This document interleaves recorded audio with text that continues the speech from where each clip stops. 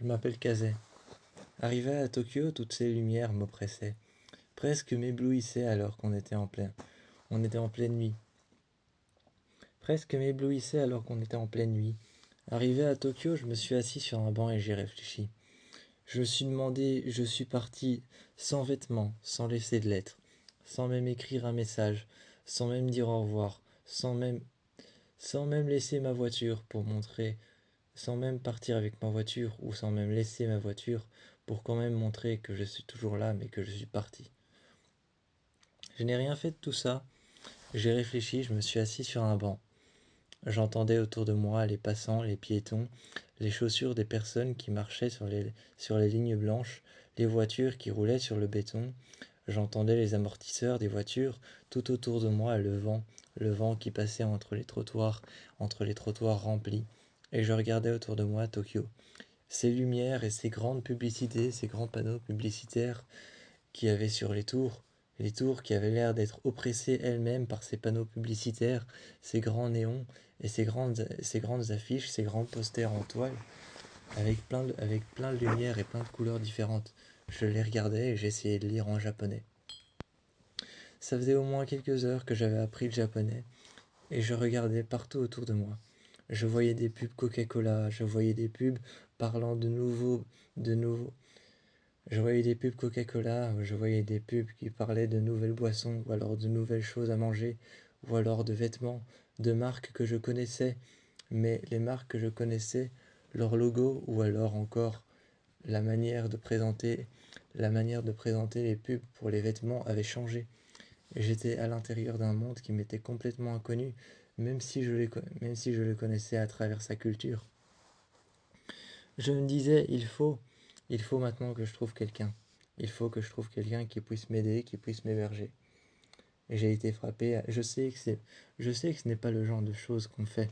J'ai regardé plusieurs immeubles. Je me suis dit non, pas celui-là. Il était tout gris. Il était tout gris. Les briques étaient en train de s'effriter. La peinture dessus était en train de s'effriter. Le bois accroché était en train de se détacher. Les fenêtres étaient toutes grises et couvertes de moisissures et de poussière. Je me suis dit non, pas celui-là, je ne veux pas vivre là. Ensuite, j'en ai vu un autre. Un peu plus comme à New York, un peu plus avec des briques rouges sanguines, avec devant un escalier de secours noir. Je me suis dit peut-être celui-là, mais j'ai hésité. Je suis passé à un autre, hyper futuriste. Celui-ci était hyper futuriste, comme à Tokyo. Je l'ai regardé, je l'ai regardé et je me suis avancé. Il y avait toute une marée de koi dans lesquels j'entendais leur déplacement dans l'eau. J'entendais leur déplacement dans l'eau et ils montaient à la surface quand je passais. Je voyais leurs petites nageoires passer dans l'eau et j'entendais les bulles d'air remonter à la surface. Je me suis alors mis à genoux et mis juste devant tous ces koi. Noirs, orange, blancs, ils sont arrivés devant moi. Ou alors même tricolores. Je les ai regardés les uns après les autres.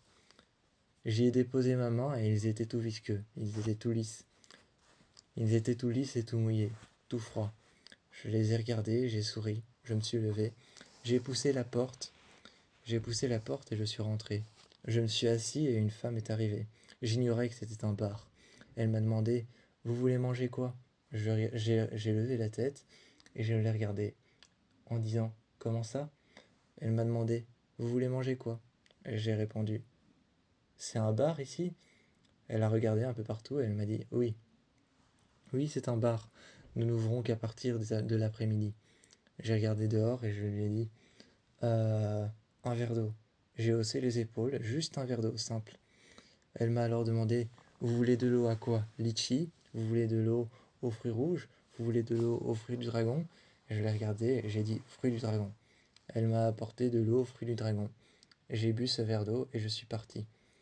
J'ai vu une porte, j'ai vu plusieurs numéros, plusieurs lumières qui étaient au sol et qui s'allumaient dès que l'on passait, et que la, dès que l'on passait, les lumières s'allumaient. Au-dessus, il y avait aussi des lumières qui s'étaient allumées, d'une couleur différente, d'une couleur un peu plus estompée. J'ai frappé à la porte, d'abord hésité, regardé le numéro, regardé la poignée.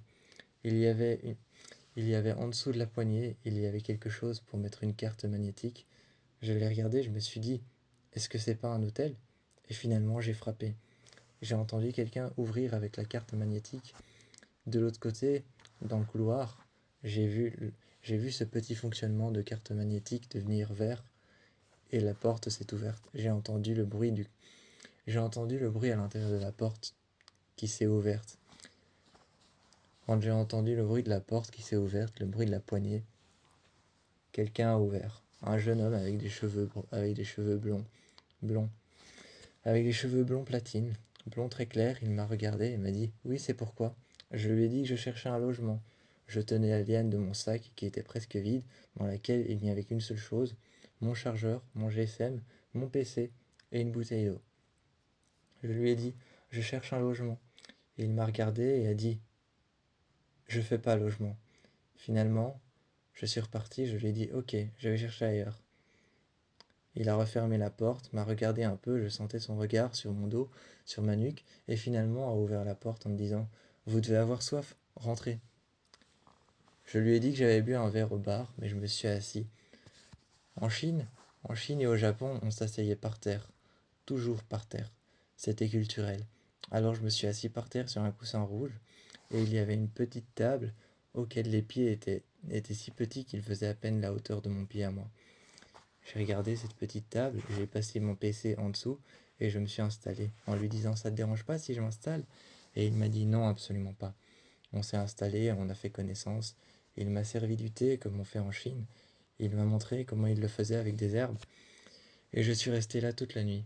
Finalement, quand je me suis endormi, il m'a montré et a tiré deux portes coulissantes, a ouvert et il y avait une porte, il y avait il y avait une autre porte, une porte moustiquaire, qu'il a tirée en, qu'il a tirée en la coulissant vers l'intérieur. Il m'a montré un lit avec des draps très fins. Je lui ai demandé si je pouvais avoir des couvertures supplémentaires sans être trop agaçant. Il m'a souri, a incliné la tête et a dit: «Non, tu n'es pas agaçant du tout», a posé sa main sur mon épaule. J'ai pris les couvertures et j'ai été dormir. Quand je me suis réveillé le matin, il était déjà réveillé. Il avait déjà installé toute une table de déjeuner, des sushis et des choses un peu plus sucrées que l'on mangeait au Japon le matin. Et il m'a regardé et m'a expliqué tout ce que c'était, ces choses qui étaient un peu plus sucrées. C'était des genres de gâteries ou alors des genres de gâteaux japonais qui étaient un peu plus sucrés, faits avec de la pâte. Je l'ai regardé, c'était un petit peu l'équivalent d'une quiche, fait en sorte de petits gâteaux japonais. Il y avait aussi des nems et on a mangé. On a mangé ensemble. Et puis il m'a dit: «Si tu veux, cet après-midi, je te fais visiter Tokyo». J'avoue que c'était très différent que chez moi, alors j'étais un peu effrayé encore par ces bâtiments. Je lui ai expliqué et il m'a dit: «Tu verras, tu t'en accommoderas très vite, tu t'y feras très vite». Le lendemain, le surlendemain et quelques semaines après, je m'y suis fait très très vite. Au bout d'un moment, je me retrouvais tout seul dans la ville de Tokyo. Et il m'a raconté un soir une anecdote très drôle alors qu'on était assis sur la terrasse et qu'on regardait la ville et le mont Fuji. On regardait le mont Fuji qui commençait à s'estomper dans une lumière beaucoup plus sombre. Il m'a dit: «Tu sais qu'au bout de Tokyo, il y a la même ville, presque la même, mais qui s'appelle Kyoto». Je lui ai dit: «Comment ça?» Et il m'a expliqué que le Japon, Tokyo particulièrement, était la seule ville et que le Japon était le seul pays à avoir une capitale qui s'appelait Tokyo, et de l'autre côté, exactement à l'opposé, une capitale qui s'appelle Kyoto, une ville qui s'appelle Kyoto, Tokyo écrit à l'envers. Je trouvais cette anecdote marrante, et que le Japon avait cette capacité à inventer des choses complètement délirantes. On est resté ensemble longtemps, en colocation, et j'ai vu que peu à peu, plus on restait ensemble, plus nos liens affectifs se renforçaient. J'étais en train même de me demander si un jour je ne finirais pas en couple avec lui. J'étais en train de rêvasser dans mon lit, et je pensais à lui quand il est venu près de moi et qu'il s'est couché à côté de moi. Il a dit que cette nuit il voulait dormir avec moi. Je me suis dit peut-être qu'un jour je finirai avec lui. Peut-être qu'un jour je finirai par l'embrasser. Je me suis dit ça en regardant ses lèvres.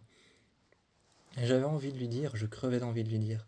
Mais je me suis dit, je vais peut-être l'effrayer si je lui dis. Alors je me suis tais, je l'ai regardé. Il s'est rapproché, s'est mis tout contre moi. J'ai senti un frisson dans mon dos. Et j'ai passé ma main autour de ses côtes. On s'est endormis l'un à côté de l'autre.